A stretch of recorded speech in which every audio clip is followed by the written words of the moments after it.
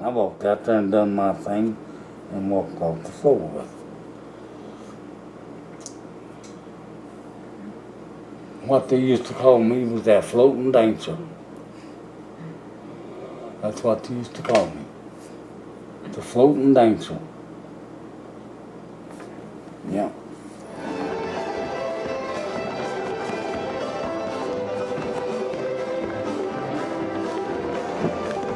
The night we came down to Robert's for his dance party, at that time the Green Grass Cloggers had pretty much been our whole basis for our dancing was what we called the basic step. And it was very much a down and up motion, bending your knees going down and up to the music. And right from the get-go, we could tell Robert was doing something a little bit different. He actually was starting off at a place and would lift up and pull his foot back instead of go down and push his foot out as in a shuffle.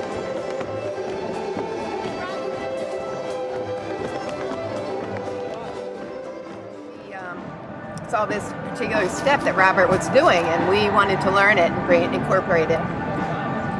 You know, yeah, that step, see, walking step. Let me bend the camera down. Can you do that again? In my rubbers. Great.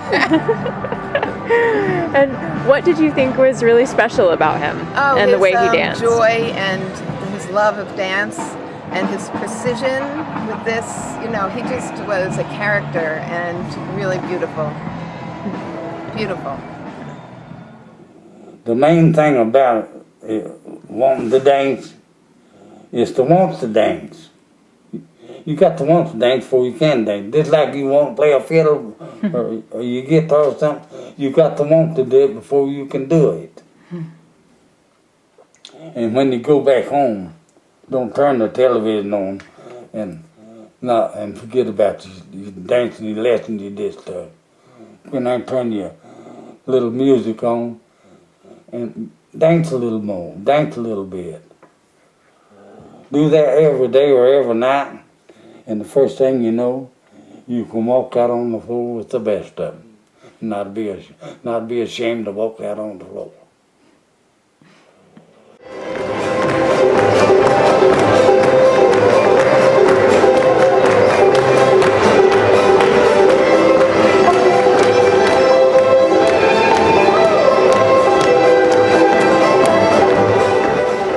We're here for a very special day, a celebration of my good buddy, Robert Dotson, who lives right up the road. Celebrating his 91st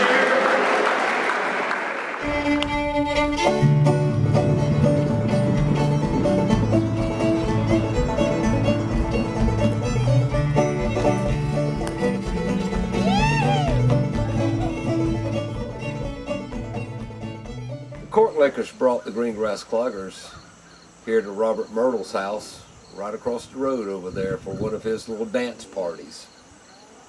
That was 1978, wasn't it? Yes, sir. And I was a dancer down there in the cabin a little at that time. And I don't know who called, Rodney or who, said, Robert, we've heard about you, about your dance. They told me who told them about it. I said, can we come to your house? And I said, yeah, you can come to my house. I believe it said it's about, I ain't going to say definite. It was about 6 or 8 of them. I know there was that many, if not more. Well, I was down there in the cabin. God, I come to the house, I said, Myrtle, we're in trouble. She said, what have you done now? I said, I don't know. I said, there's a bunch of teenagers called and wanted to come here. They'd heard about our dancing and wanted to come here for a day or so. And I said, yes, they could come. And I said, Myrtle, they may kill us. We don't know who they are, and I don't know them. They don't know me. I said, oh, hell, we're in trouble. But you know what? Whenever they came down here, they were so nice and so good. And I just fell in love with them. And I've been in love with him ever since, and that's all I can say. Couldn't have been any better. The night that we came down to Robert's for his dance party, at that time the Green Grass Cloggers had pretty much been our whole basis for our dancing was what we called the basic step. And it was very much a down and up motion, bending your knees going down and up to the music. And right from the get-go, we could tell Robert was doing something a little bit different. He actually was starting off at a place and would lift up and pull his foot back instead of go down and push his foot out as in a shuffle.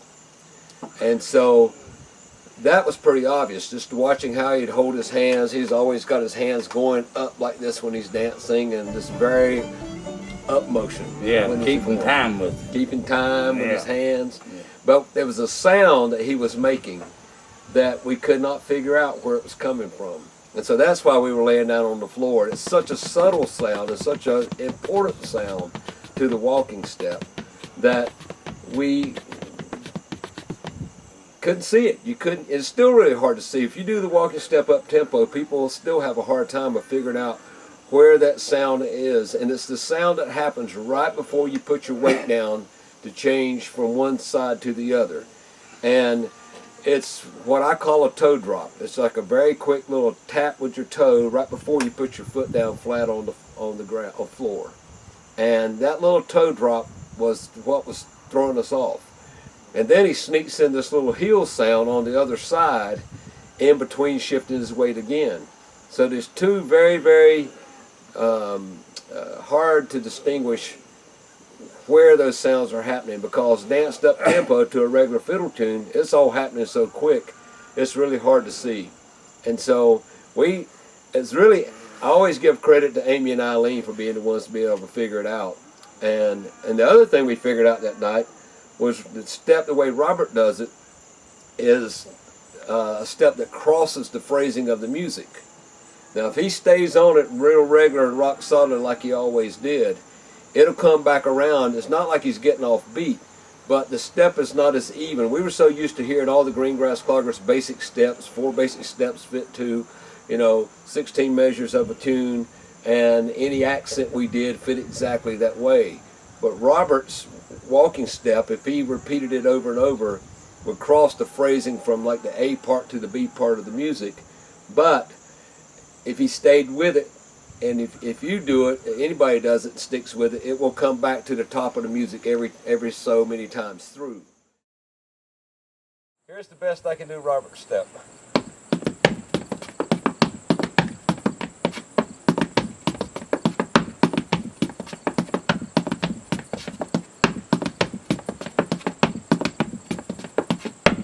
And it's really hard to do for me because it's so one-sided. So he's shuffling with this foot, then he pulls back, and that toe drop right there, that touch down, is the part we could not figure out where it was coming from. So as he puts his weight down, right before he puts it down, he drops his toe. And it's a very subtle little sound. And what Amy and Eileen were able to do was to take Robert's step and do what he was doing on his left side and add that to the right side and even the step out. And so the reason we call it the walking step is because you're just walking, stepping every time on the beat of the music, and then every time you put your foot down, the simplest version of it is pull back. You can hear my toe hit as it comes backwards. Yeah. And the part that we had such a hard time seeing was this toe drop. Now you get it. That's what's supposed to. And then the fourth sound that comes in is really the third sound of the step. And he puts his heel in on the other side as before you pull your foot back, and it sounds like this.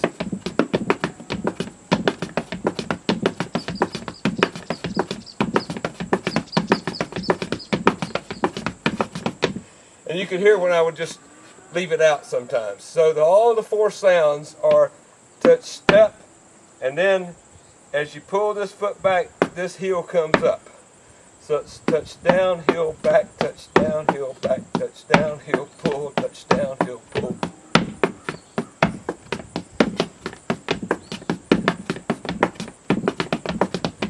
Then you get the rhythm in. All you got to write. And then if you dance as long as Robert did, then you can do it nice and consistently on both sides. And that's the challenge to this step, is to be able to do it consistent and in time with the music.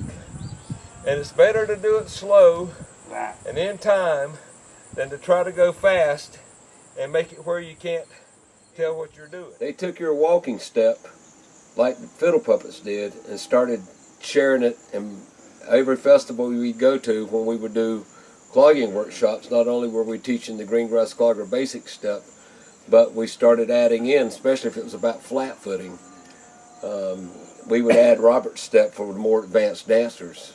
Now, that's a tricky step. It's still hard to teach. It's not. It's not easy to teach. No. Yeah. I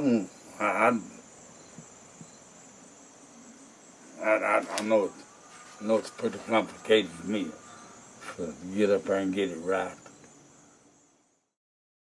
And there's still a lot of people that in those early days learned it as the Tennessee walking step, but I've been really on this campaign to make sure Robert gets credit for it, because he is the source of it, and there's no way anybody can dispute that. Robert's contribution to percussive Appalachian step dancing with his walking step probably had just as big of an influence on how young people approach rhythm making as Earl Scruggs' three-finger banjo style had on banjo playing, and as how Doc Watson's flat picking style had on guitar playing. To me, they're equivalent.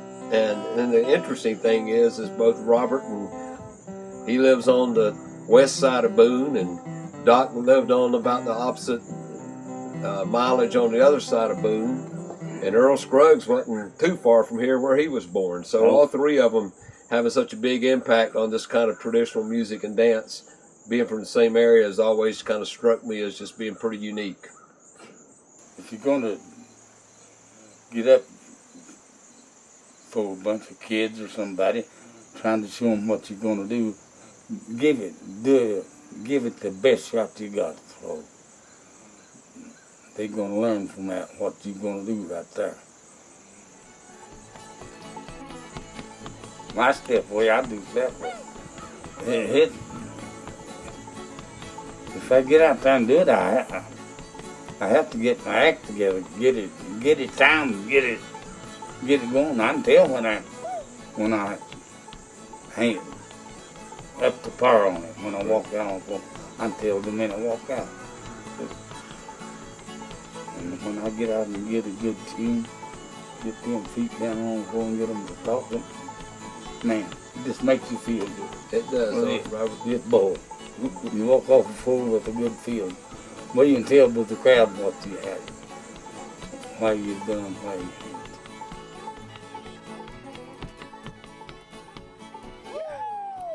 Happy birthday, Robert! A tune that's got rhythm in hits you better than one it ain't. Now, you know that. And you can too well tell before you walk out on the floor if you can get in time with that tune or you can't.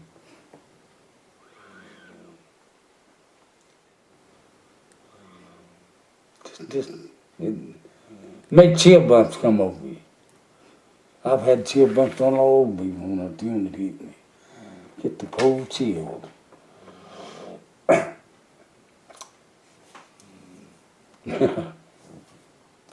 I guess I'm a little different than anybody else, I don't know.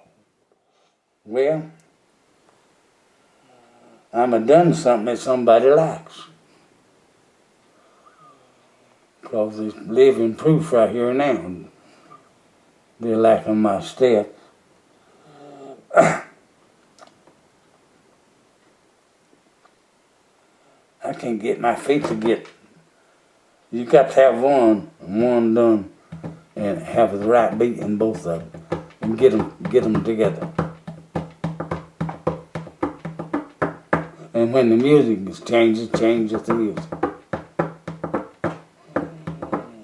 You can tell when they're playing a tune if it hits you or not before you get on that floor.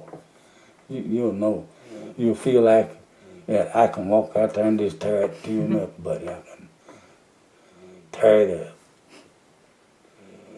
I like dancing. And you got to hang loose in you. You got to relax in your dancing. If you do that, it just makes you feel better. You think, well, I've accomplished a little something today. I believe I've done a little better today than I did yesterday. I'm going to try to do better tomorrow. And another thing. Now, I'm going to tell you this. If you're teaching dancing and you see some folks out on the floor with this any kind of a shoe on, you need to call their attention and say, listen,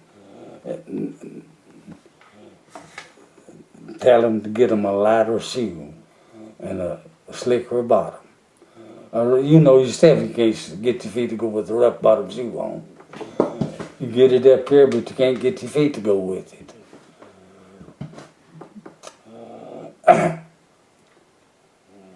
You don't have to buy $100 pair of shoes. You can go out there and get you a pair with a slick sole on them, and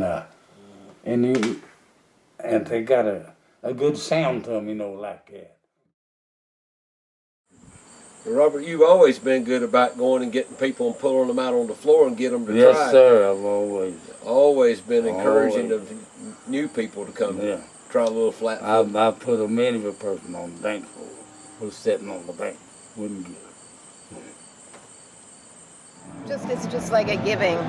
It's and joy. Do it in the spirit of joy and giving to, you know, and just beauty.